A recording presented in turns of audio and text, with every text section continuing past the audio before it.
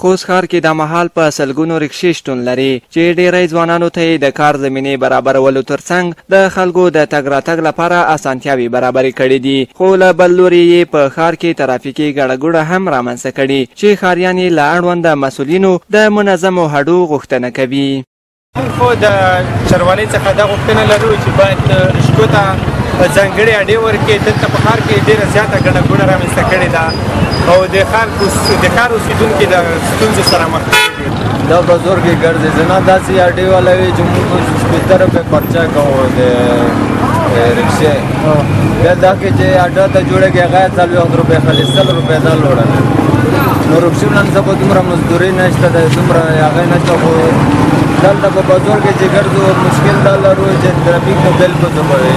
له بل لوري د ترانسپورت ریاست د انسجام امیر انجینر عزیز الرحمن ژمن وویل چې خوست ښار کې تر دې دمه په 2500 استقامتونو کې فعالې اډې شتون لري او یادې ستونزې تر ډیره د وسایطو د زیاتوالي له امله رامنځته شوي دي.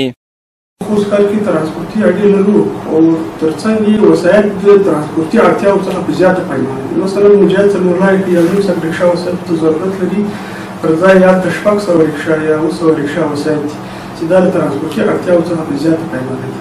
نو که چېرې له اړتیا سره سم وسایط معرفي شي لاین ته، بیا انشاءالله دغه ترانسپورتي اډې هم کفایت کوي.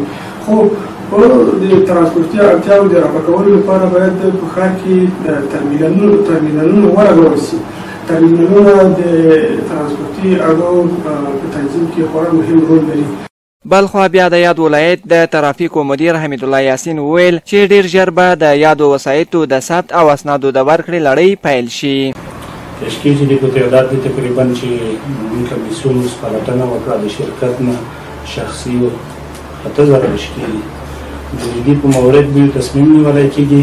د هغې نه بعد به بیا د مشرانو چې څه هدایات وو د هدایاتو موافق به دوی ته جواز سیر او پالیټ توضیح کېږي او مسیر به معلومیږي. د هر مسیر ته به خپل په تعداد د رشکې ورکولی کېږي. د خوست ښار ترافیکي مسؤلینو په خبره خوست ښار کې شاوخوا 8000 رکشې شتون لري چې دا شمېره ورځ تر بلې په پراخېدو ده. د دوی په خبره تر ډیره امکان شته چې د زیاتې ګڼې ګوڼې په موخه یې ښار ته څیرمه ولسوالیو ته انتقال کړي.